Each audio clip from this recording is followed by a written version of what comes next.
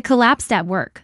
The doctors called my son. He never showed up, never called back. Instead, his wife tagged me in a family photo with the caption, "Perfect day without the drama queen." 3 days later, still hospitalized, weak, and hooked up to monitors. I looked at my phone and saw 83 missed calls from him, all begging for help. Where are you watching from today?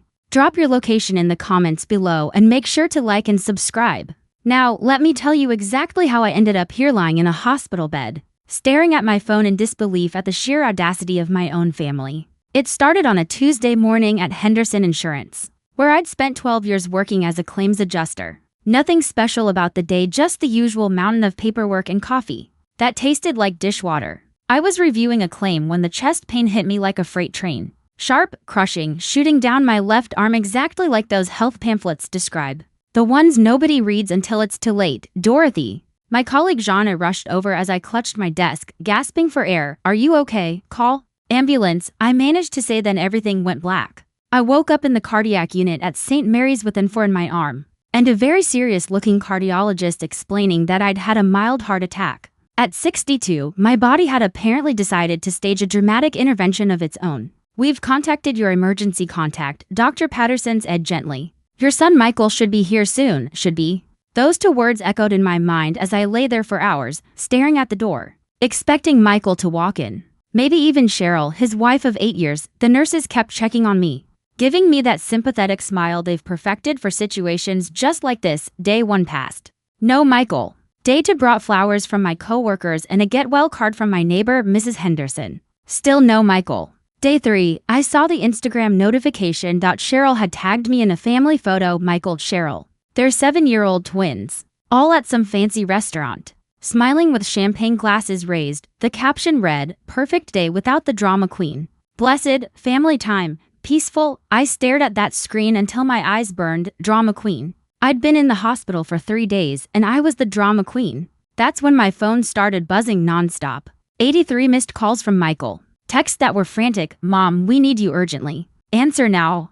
This is serious. Pick up the damn phone." I almost answered. I almost fell right back into the habit of dropping everything whenever he needed something. But then I remembered that restaurant photo, Cheryl's smug smile, and that word drama queen. Instead of answering, I did something that changed everything. I called my lawyer, Mrs. Hartwell. "Are you absolutely certain about this?" Attorney Richard Morrison adjusted his wire-rimmed glasses as he reviewed the documents I requested.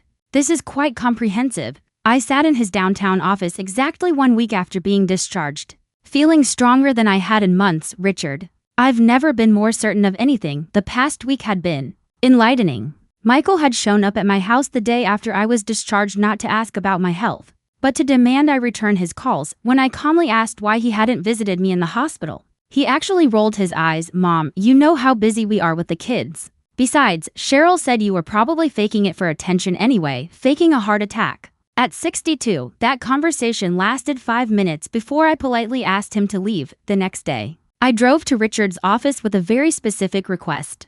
"So you want to revoke the financial power of attorney you granted Michael last year?" Richard flipped through the papers. "And you're changing your will completely. I'm also liquidating my retirement accounts and closing the joint savings account he has access to." I pulled out a manila folder. "And here's a list of every loan I've given him over the past 8 years. I want formal documentation and repayment terms." Richard raised an eyebrow. "May I ask what prompted all this?" I told him everything about the hospital, the Instagram post, and the complete absence of any concern for my well-being. By the time I finished, Richard was shaking his head. "Cheryl posted that while you were hospitalized, while I was lying there in that hospital bed, wondering if I might die alone." Richard made several careful notes. "The power of attorney revocation is straightforward," he said. "The will changes will take about 2 weeks." Then he paused at the next section. "Regarding the loans, Dorothy, the total here is significant. $47,000 over 8 years, various emergencies and investments. That never materialized." "I know," I said. I kept records. I'd spent the previous evening going through old bank statements and check stubs. Seeing the numbers added up like that was staggering. "I want a formal repayment plan," I told him. "Market rate interest, legal documentation. This will likely cause significant family tension," Richard warned. I thought about Cheryl's Instagram caption. I thought about Michael casually dismissing my heart attack. I thought about 8 years of being treated like an ATM, just one with gray hair and a pulse. Richard, I said quietly, I've realized something important this week. I've been confusing being useful with being loved.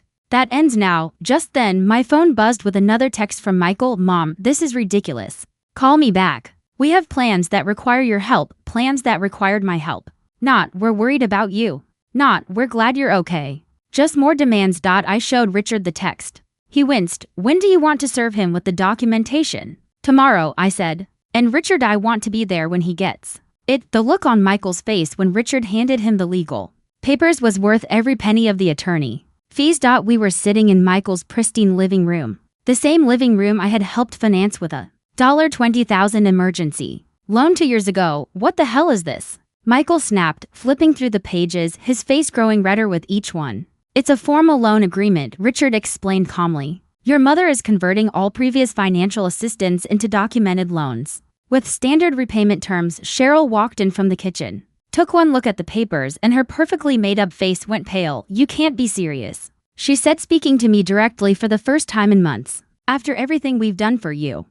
I almost laughed. Everything they'd done for me? Like ignoring my heart attack? Like posting family photos while I lay in a hospital bed? What exactly have you done for me, Cheryl? I asked, keeping my voice pleasantly neutral even though my pulse was racing. She waved a hand around the expensive living room. We include you in family events. We let the kids spend time with you. We invite you for holidays. Let me. As if being included in my own son's life was some kind of charity. Mom, Michael said, using the same wheedling tone he had as a teenager. You're overreacting. So Cheryl made a little joke on Instagram. So what? We've been family for 8 years. A joke? I lifted my phone, opened the post, and read it aloud. Perfect day without the drama queen. Which part was the funny part, Michael? The part where I was hospitalized? Or the part where none of you cared enough to visit? We were busy, Cheryl snapped. The twins had soccer practice and Michael had that conference call with Tokyo. We can't drop everything every time you have a little medical episode. That's what they called my heart attack. Richard cleared his throat. The documentation is quite thorough. The total amount of $47,000 will be repaid over 36 months at 6% interest. First payment is due in 30 days. Michael's face went from red to purple. $1,300 a month? Mom, you know we can't afford that right now. I stood up, surprised by how steady my legs felt. Then perhaps you should have thought about that before deciding I was a drama queen. Having a little medical episode. This is insane, Cheryl hissed. You're punishing us because your feelings got hurt. No, Cheryl, I said. I'm treating our financial relationship the way I should have from the beginning. Like adults conducting business. Not like a parent enabling ungrateful children. The twins burst in from the backyard. For a moment, my resolve wavered. 7-year-old Emma threw her arms around my waist. Grandma Dorothy, did you bring us presents? My heart clenched. This was the part I had been dreading. Not today, sweetheart, I said softly, hugging her back. But I'll see you soon. I kissed the top of her head, breathing in that sweet little girl scent that always made me want to forgive everything. Michael must have seen my hesitation, because his expression suddenly changed. Mom, think about the kids. You're really going to let money come between us and your only grandchildren? There it was, the manipulation I should have recognized years ago. Using the children as leverage. Trying to make me choose between my financial security and access to my grandchildren. For just a moment, I wavered. Then I remembered lying alone in that hospital bed, wondering if I was going to die surrounded by strangers while my family enjoyed their perfect day. Michael, I said calmly, the children will always be welcome in my home. But the Bank of Dorothy is officially closed. As I walked toward my car, I heard Cheryl's voice through the open window. I told you this would happen. If we didn't put her in that assisted living place last year. Assisted living.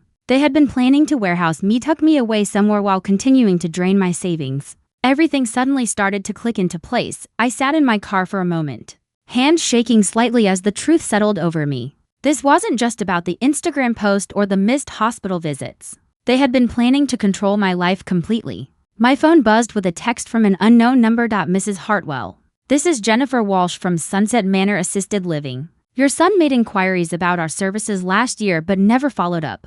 Are you still interested in our facility? I stared at the message, my blood running cold. Michael had contacted assisted living facilities while I was perfectly healthy, independent, and ironically financially supporting his lifestyle. I forwarded the text to Richard with a single message: we need to talk. This goes deeper than I thought. The private investigator Richard recommended didn't look anything like the TV stereotype.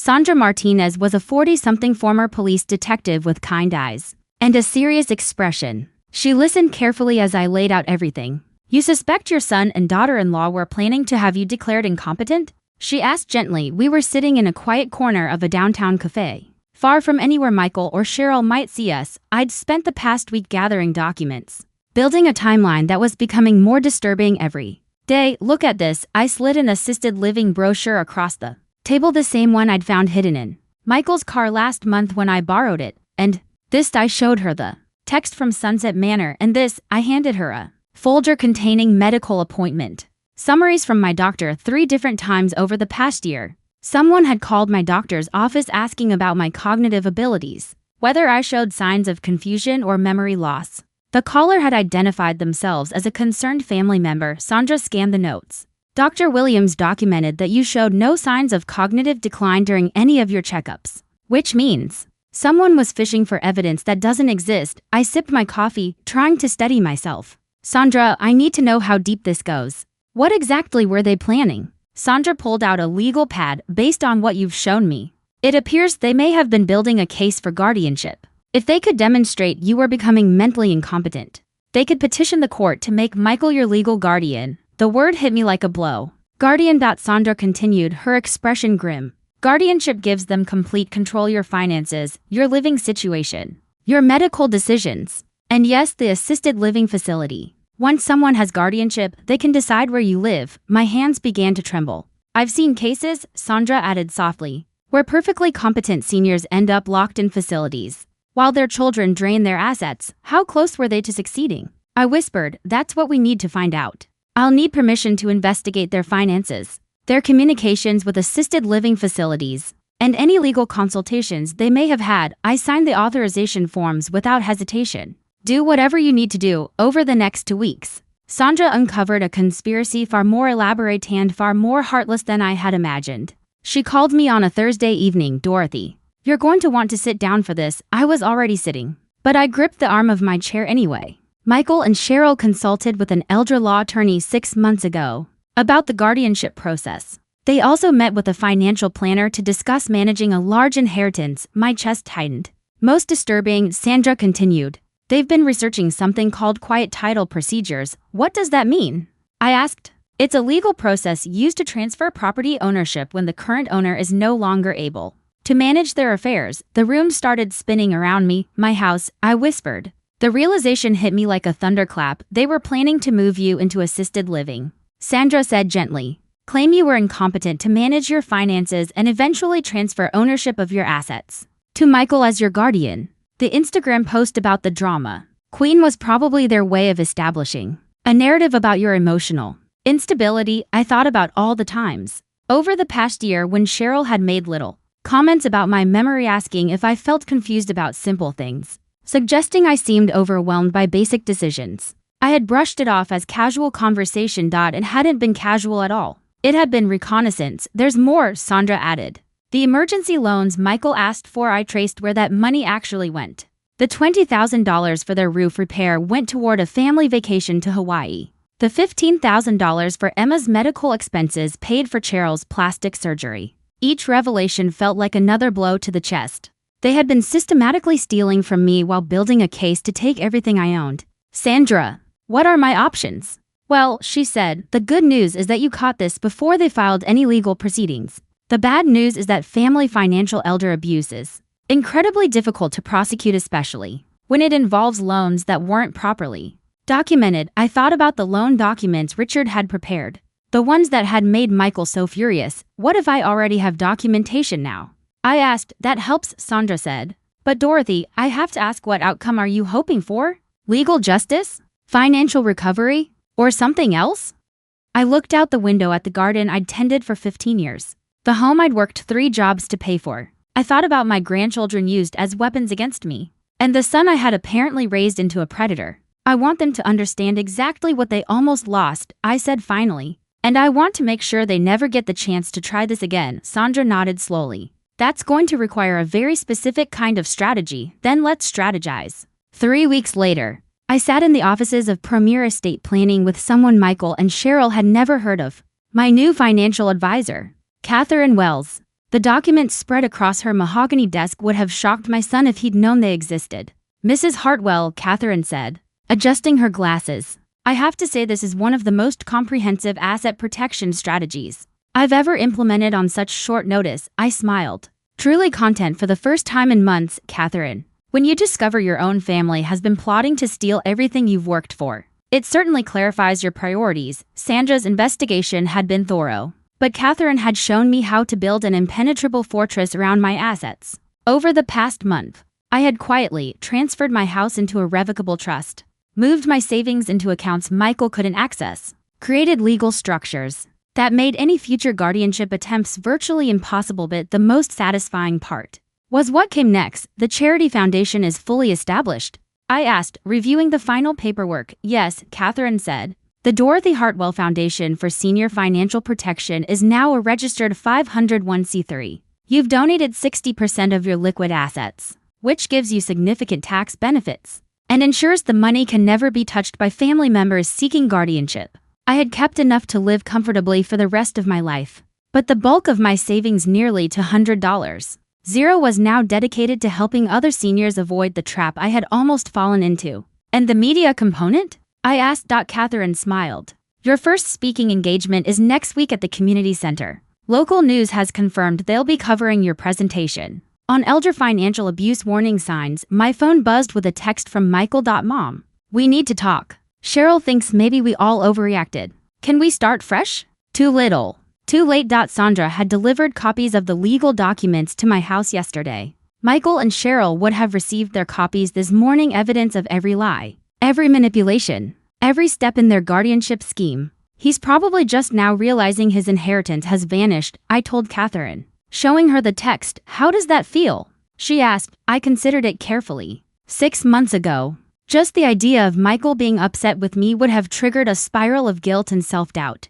Now, liberating, I said. And it surprised me how true it was. My doorbell rang exactly at 6 o'clock that evening. Michael and Cheryl were on my front porch, both looking exhausted and desperate. Cheryl was actually crying, the first real emotion I'd seen from her in years. Mom, Michael's voice cracked a little. We got the documents from your investigator. This is all just a huge misunderstanding. I let them in, more curious than angry now. They sat rigidly on my couch while I settled into my favorite armchair. It felt less like I was hosting my family and more like I was receiving visitors. Which part was the misunderstanding? I asked calmly. The part where you planned to have me declared incompetent? Or the part where you were going to steal my house? Cheryl's crying intensified. We never wanted to hurt you. We thought you'd be happier in a place with people your own age, where you'd have activities and care if you needed it. While you lived in my house and spent my money, the attorney said it was legal. Michael protested. If someone can't manage their finances anymore, family has to step in. We were trying to protect you. I took out my phone and played a recording Sandra had made. Michael's voice came through clearly. The old woman's loaded, but she's never going to spend it. Might as well make sure it goes to people who can actually use it. All the color drained from his face. How did you? That was a private conversation with your attorney, discussing strategies to take control of my assets. Interesting definition of protection. Cheryl suddenly stood up. Fine, we made mistakes. But you're our family. Families forgive each other. I looked at this woman who'd spent 2 years quietly chipping away at my independence, who'd treated my heart attack like it was a nuisance to her social media feed. Cheryl, I said, family members don't plot to steal each other's homes. They don't celebrate when their mother-in-law is hospitalized. And they certainly don't use children as emotional blackmail. So that's it? Michael's voice rose. You're cutting us off completely? What about Emma and Jake? You'd punish innocent children just because you're angry at us? There it was again. The manipulation. The assumption that I owed them access to my life and money no matter how they treated me. Michael, I said, your children will always be welcome in my home. You and Cheryl, however, are no longer welcome in my life. The loan repayment stands. If you default, I'll take you to court. I walked them to the door, feeling strangely calm. Oh, and you might want to watch the local news next week, I added. I'm doing an interview about elder financial abuse. I won't use any names, of course. But the story might sound familiar. As their car drove away, I realized I wasn't sad or angry. I was proud. For the first time in 8 years, I'd chosen my own well-being instead of someone else's convenience. My phone rang. Emma's sweet voice came through, bright and innocent. Grandma Dorothy. Mommy says we can't see you anymore because you're being mean, but I miss you. My heart clenched. But my resolve stayed firm. Sweetheart, you can visit me anytime you want. But it has to be at my house with people who love both of us. After I hung up, I sat alone in my quiet living room, surrounded by photos and mementos from a life I'd built myself. For the first time in years, the silence felt peaceful, not lonely. Tomorrow, I'd start telling my story publicly, helping other seniors recognize the warning signs I'd almost missed. But tonight, I just wanted to enjoy the deep, satisfying peace of being exactly where I belonged, in my own home, in control of my life, safe from people who had confused love with ownership. The community center was overflowing when I stepped onto the stage for my first speaking engagement. I'd expected maybe 30 or 40 seniors worried about their own families. Instead, nearly 200 people were there, including younger adults taking notes and at least 3 news cameras. Good morning, I began. My name is Dorothy Hartwell, and 6 months ago, I nearly lost everything to the people I trusted most, my own family. The room fell silent, so quiet I could hear the air conditioner humming. I'd practiced this speech dozens of times, but standing in front of real people with their own stories of betrayal made every word feel heavier. How many of you have been asked by your adult children to help with emergency expenses? I asked. About half the hands in the room went up. How many of you have been told you're too trusting or too generous with your money? Even more hands. And how many of you have had family members suggest you might be forgetting things or getting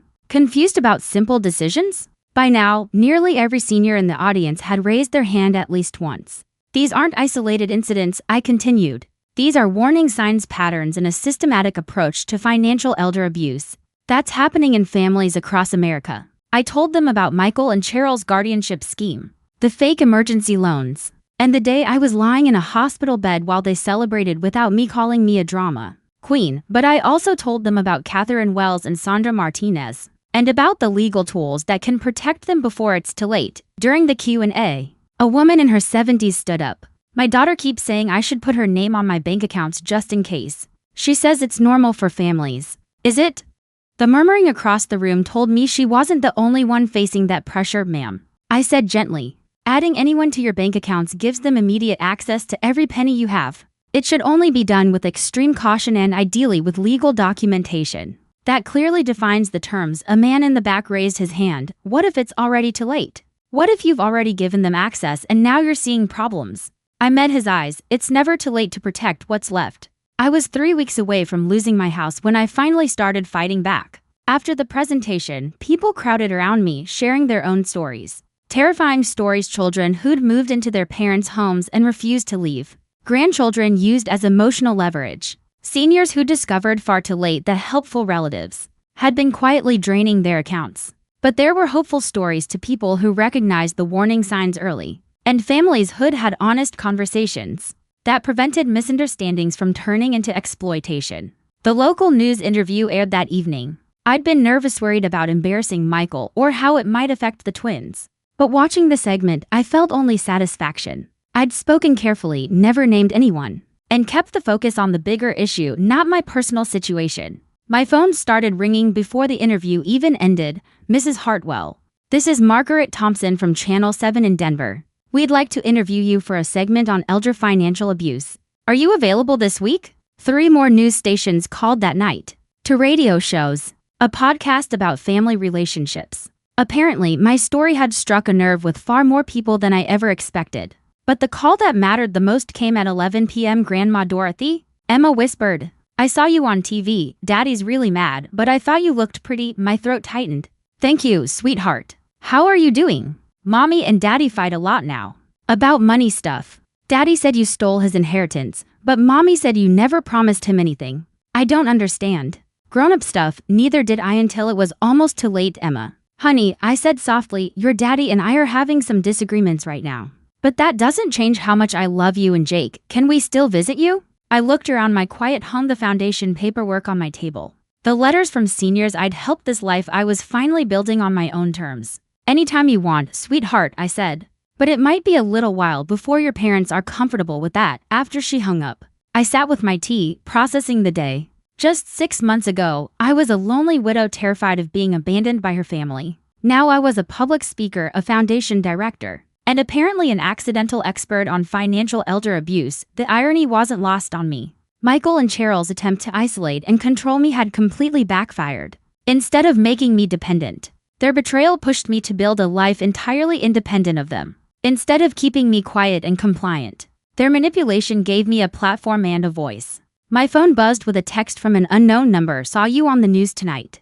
Thank you for giving me the courage to ask my son for documentation of the $30K I loaned him last year. Turns out he's been lying about what it was for. Margaret K. That single text was worth more than any amount of money Michael could ever repay. I was building something now, something bigger than my hurt feelings or family drama. I was creating real resources for people who found themselves in the same situation I had almost been trapped in. And tomorrow, I had 3 more speaking engagements lined up, plus a meeting with a publisher interested in turning my story into a book. Michael once called me a drama queen. Turns out he was right. Just not in the way he meant. I was dramatic enough to survive his attempted financial murder and turn it into something that would help thousands of other people. Sometimes the best revenge is living well, and sometimes it's making sure your story prevents other families from making the same mistakes yours did. The letter arrived on a Tuesday, delivered by registered mail with Michael's signature required. I watched from my living room window as the postal worker handed him the thick envelope,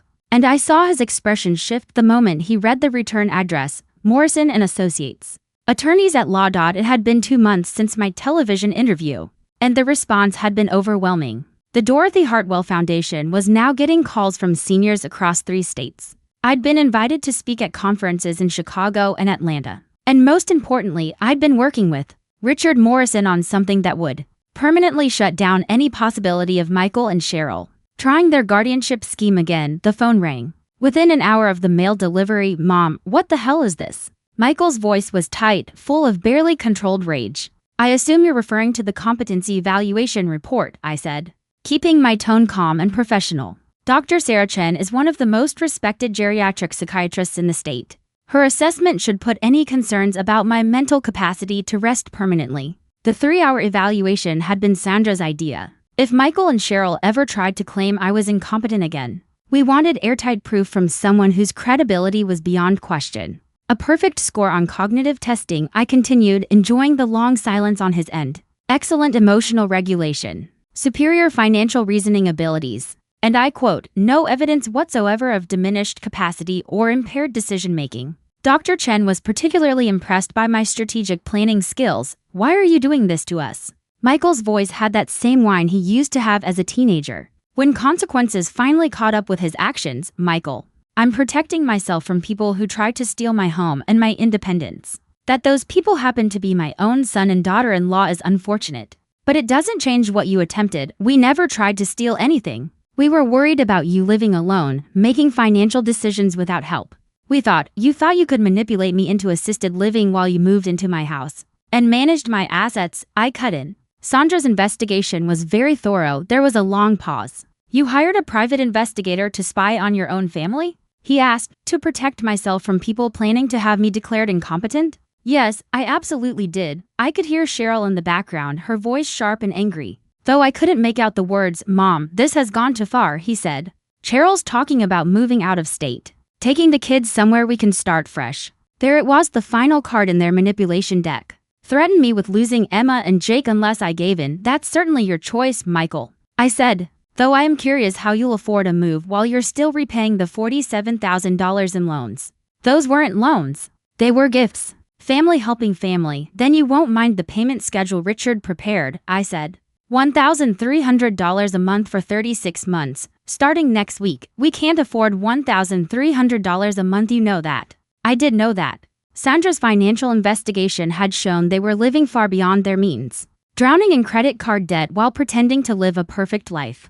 My emergency loans had been quietly subsidizing their lifestyle for years. Then I suggest you adjust your lifestyle accordingly, I said. Downsize the house, trade in the BMWs, cancel the country club membership, start living within your actual means for once. You're really going to destroy your own family over money? He shouted. The audacity was breathtaking. They had tried to have me declared incompetent, tried to seize my house, tried to warehouse me in assisted living, but I was the one destroying the family? Michael, I said, I'm not destroying anything. I'm simply refusing to finance my own victimization any longer. There was a long silence. Then he said quietly, the kids ask about you. Emma cries because she doesn't understand why grandma doesn't visit anymore. My chest tightened hearing that, but I forced myself to stay steady. Emma is welcome to visit me anytime. You know that.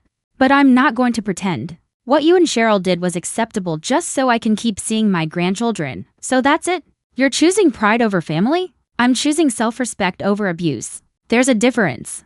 After I hung up, I just sat there for a few minutes, letting the conversation sink in. A year ago, Michael's threats to move away with the kids would have sent me into a full panic. I would have apologized, backed down, done whatever I needed to do to keep the peace now. I felt sad, yes, but not desperate. The foundation work was giving me purpose. The speaking engagements connected me with people who valued my experience and insight.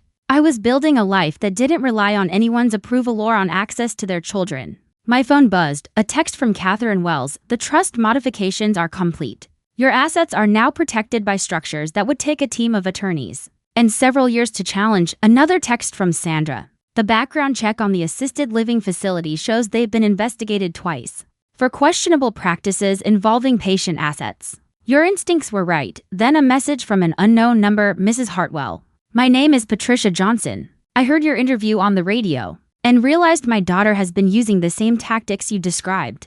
With your advice and a good attorney, I stopped her before she could get guardianship. Thank you for saving my independence. A fellow strong woman. I printed Patricia's message and added it to the folder I kept. Nearly 50 letters now from people who saw the warning signs and protected themselves. Outside my window, I saw Michael and Cheryl loading suitcases into their car, probably heading to her parents' house to figure out their next move. Part of me wanted to run outside, apologize, pretend everything was fine just to get Emma and Jake back in my life. But the stronger part of me knew that giving in now would only prove their threats still worked. That I was still the woman they could manipulate. I wasn't that woman anymore. I was the woman who hired private investigators when threatened, who built legal fortresses around her assets, who turned personal betrayal into public education. I was, as Michael once called me, a drama queen, and for the first time in my life, I was proud of it. The call came at 6 a.m., jolting me awake. Unknown number. Something told me to answer. Mrs. Hartwell. This is Detective Rebecca Santos with the State Attorney General's office. I need to speak with you about your son, Michael. My stomach dropped. Is everything okay? Has something happened to him? Ma'am, we're investigating a financial fraud scheme involving assisted living facilities. Your son's name has come up. My blood ran cold. What kind of scheme? I'd prefer to discuss this in person. 2 hours later, Detective Santos was sitting in my living room, a thick folder of documents and photos in her lap. She was younger than I expected, maybe 40, with the tired eyes of someone who'd seen too many families destroy each other. Mrs. Hartwell. We've been tracking a network targeting seniors for financial exploitation. They work with assisted living facilities to create fabricated emergencies that lead to guardianship proceedings. She opened the folder and showed me a photo of a man I didn't recognize. This is David Kellerman. He approaches families with elderly relatives who have significant assets. He helps them build cases for incompetency. My throat tightened. What does this have to do with Michael? She pulled out another photo, this one showing Michael and Cheryl sitting across from Kellerman in a restaurant booth. This was taken 3 months ago. We believe your son and daughter-in-law hired Mr. Kellerman to help them gain guardianship over you. The room spun. It was one thing to know Michael had consulted an attorney. It was another to learn he'd been working with professional criminals. What exactly does this network do? I managed to ask. They help family members manufacture evidence of mental incompetence, then fast-track guardianship proceedings through judges who don't ask many questions. Once they gain control, they place the senior into a facility that overcharges for care while slowly draining every last asset. Detective Santos showed me more photographs. A so-called luxury assisted living facility that looked more like a prison.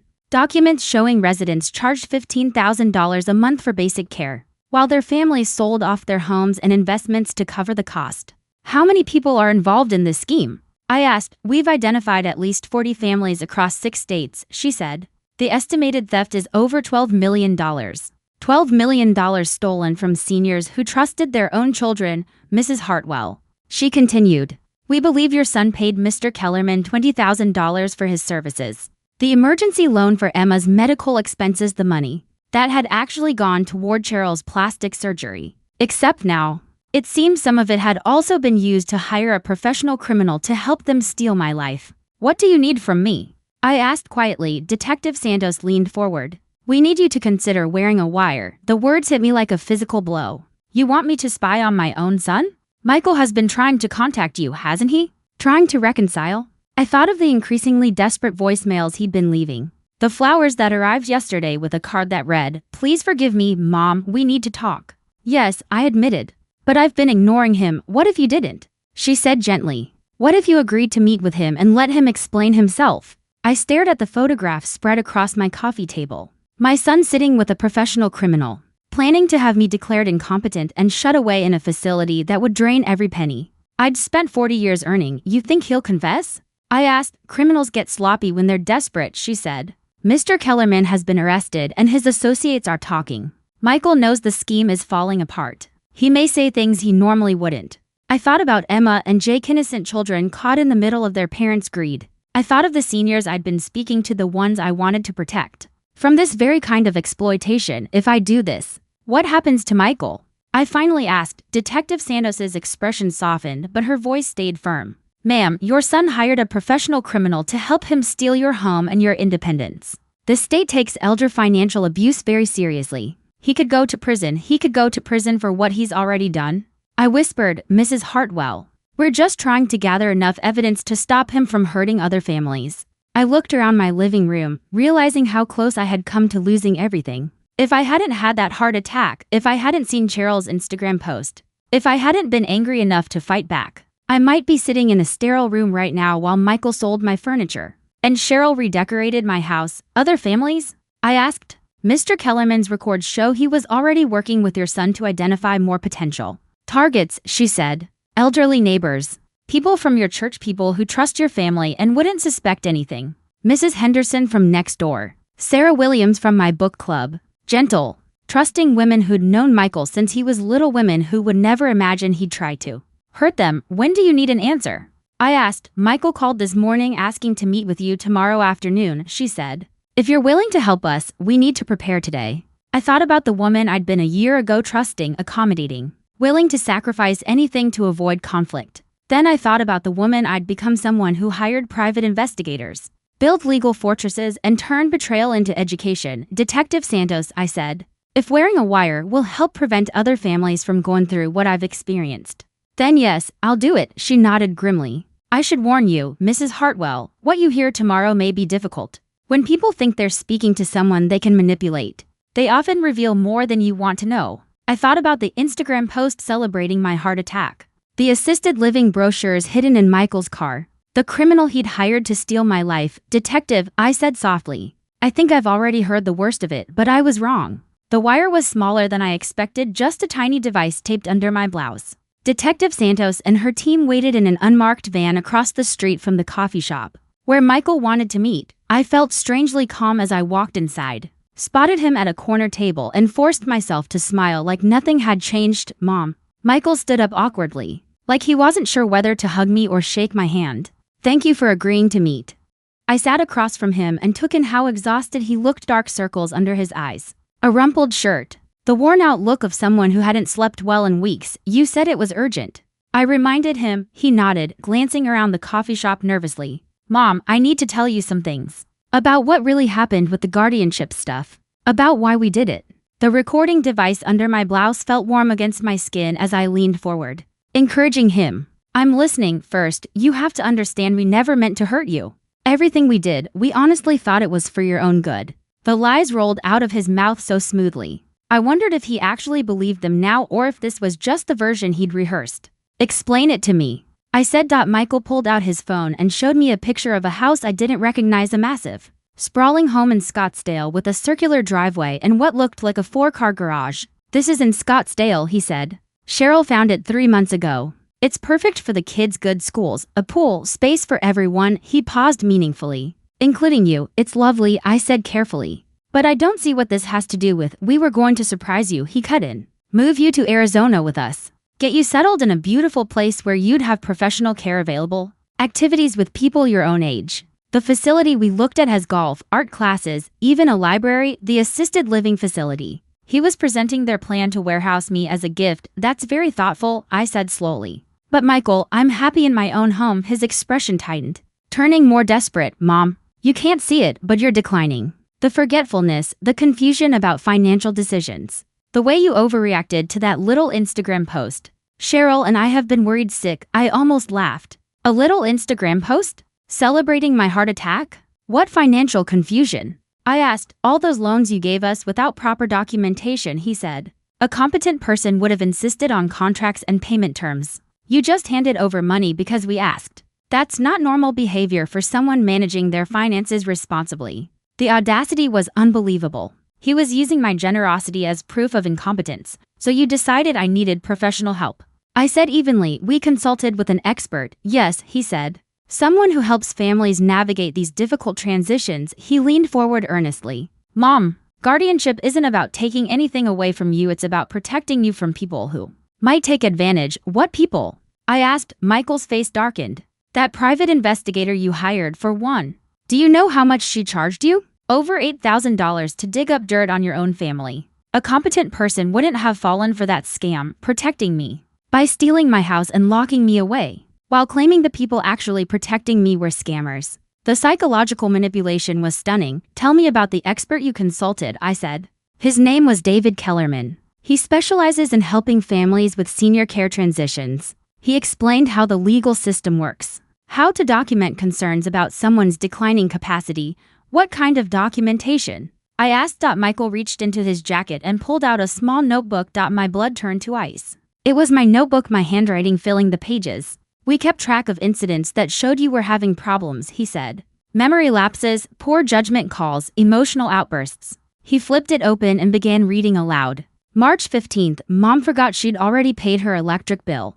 Paid it twice. March 22nd, couldn't remember the name of her neighbor's new dog. Seemed confused when asked. April 3rd, became irrationally angry when asked simple questions about her finances. Every entry was a completely normal moment twisted into something sinister. Paying a bill twice, something everyone does occasionally. Not remembering a neighbor's dog's name, hardly a sign of dementia. Getting angry when interrogated about personal finances, actually a perfectly reasonable response. Michael, these are normal things, I said. Everyone forgets details sometimes, not like this.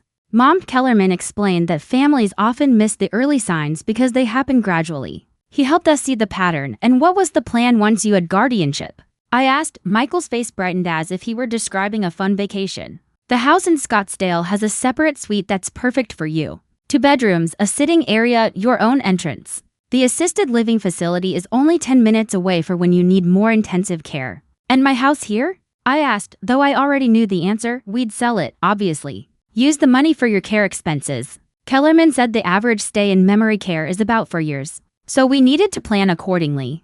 4 years, they'd calculated exactly how long they expected me to live, and planned to spend my money accordingly.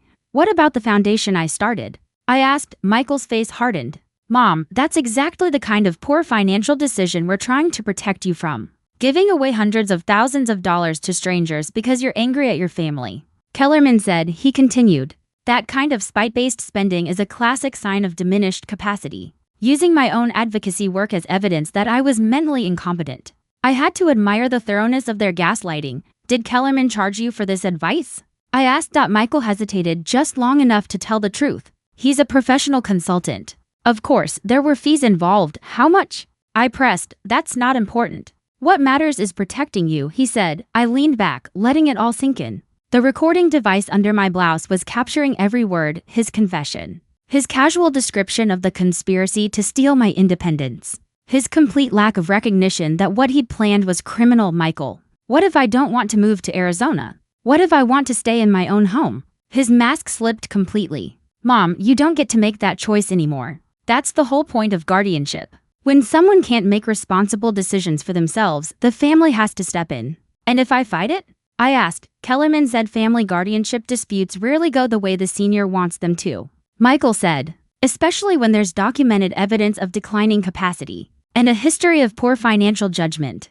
There it was, the threat lurking beneath all the concern and caring. Submit to their control or be forcibly declared incompetent. I stood slowly, looking down at the stranger who somehow wore my son's face. Michael, I need to use the restroom. I'll be right back. In the bathroom, I caught my reflection. The woman staring back wasn't the confused, declining senior Michael had described. She was someone who had built a legal fortress, exposed a criminal conspiracy, and was about to help law enforcement protect other families. When I returned to the table, Detective Santos was sitting in my chair. Michael's face went white as paper. Mr. Hartwell, she said calmly, You're under arrest for conspiracy to commit elder financial abuse. As they led him away in handcuffs, he turned back to me, bewilderment written across his face. Mom, I was trying to protect you. Why would you do this to your own family? I looked at the man I had raised, the one who'd hired criminals to steal my life, and presented it as love. Michael, I said, I am protecting my family. I'm protecting other people's families from you. The recording device under my blouse felt warm against my skin, evidence of a conversation that would prevent other seniors from facing the nightmare I'd almost lived through. Sometimes being a drama queen means making sure the right people hear your story. 6 months later, I sat in a packed courtroom watching my son's sentencing. Michael had pled guilty to elder financial abuse conspiracy as part of a deal that kept him out of federal prison but required 5 years of probation and restitution payments to the state's Victim Assistance Fund. Cheryl filed for divorce 3 weeks after his arrest. She moved to her parents' house in Oregon with Emma and Jake, cutting off all contact with Michael and, unfortunately, with me. I understood her need to protect the children from media attention, but that didn't make it hurt any less. David Kellerman received 8 years in federal prison. The criminal network he'd built had stolen more than $15 million from seniors across 7 states. The judge called it one of the most callous and systematic exploitation schemes she'd ever seen. But what mattered most to me was what had grown from the ashes of my family's betrayal.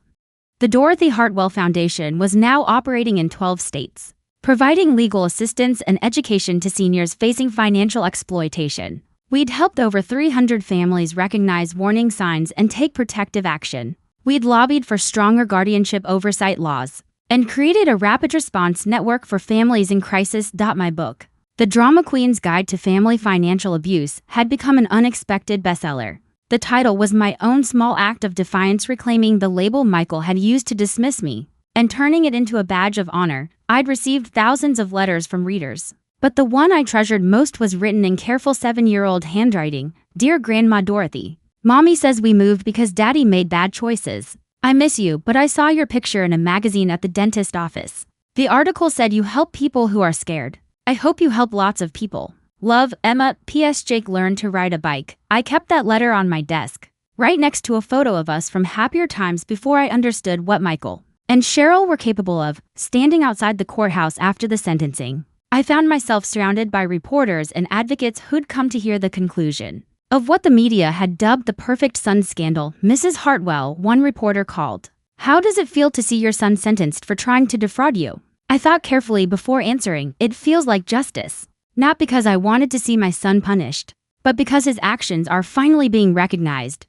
for what they were: criminal exploitation of someone he was supposed to protect. Do you have any regrets about exposing the conspiracy? That was the question I'd asked myself for months. Did I regret destroying my relationship with Michael? Did I regret losing access to my grandchildren? Did I regret turning private family pain into public advocacy? I regret that it was necessary, I said finally. I regret that my son chose to see me as a resource to exploit rather than a person to respect. But I don't regret protecting myself. And I don't regret preventing other families from experiencing what I went through. What's next for you?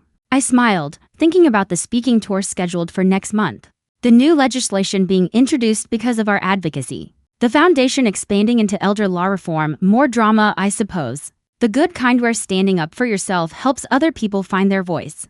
That evening, I sat in my living room. The same living room Michael had planned to sell while I was warehoused in assisted living. Reading emails from seniors around the country. A woman in Texas whose daughter had been pressuring her to add names to her bank accounts. A man in Florida whose son was pushing him to sell his house and move in with family. People who'd read my book recognized their own situations and taken action to protect themselves. Each message reminded me that my family's attempted betrayal had grown into something larger and more meaningful than personal revenge. I wasn't just the woman who'd caught her son trying to steal her house. I was someone who'd turned that experience into a movement. My phone rang. The caller ID showed a number I didn't recognize, but I'd learned to answer those calls. They were often from people who needed help.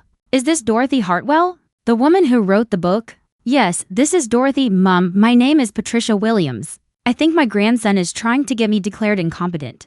I found some papers he hid in his room, and they look like the things you described in your book. I don't know what to do. I reached for my notebook, the one with contact information for attorneys, investigators, and advocates in every state. Patricia, you've already done the hardest part. You've recognized what's happening and decided to protect yourself. Now, let me help you figure out your next steps. As I walked Patricia through the warning signs and protective measures, I caught sight of my reflection in the window. The woman looking back wasn't the trusting, accommodating person I'd been a year and a half ago. This woman had survived attempted financial murder by her own family and turned that survival into a mission. Michael had been right about one thing. I was a drama queen. Dramatic enough to fight back when attacked. Dramatic enough to hire investigators and build legal fortresses. Dramatic enough to turn personal betrayal into public education, and most importantly, dramatic enough to make sure other seniors wouldn't have to lie alone in hospital beds, wondering if their families saw them as burdens to be managed rather than people to be loved. Some stories end with reconciliation and forgiveness. This one ended with something better: the knowledge that even the cruelest betrayal can become the foundation for protecting others from the same fate. I was exactly where I belonged, in my own home, in control of my own life, using my voice so others could do the same. The drama queen had found her stage, and the performance was far from over. Thanks for listening. Don't forget to subscribe and feel free to share your story in the comments. Your voice matters.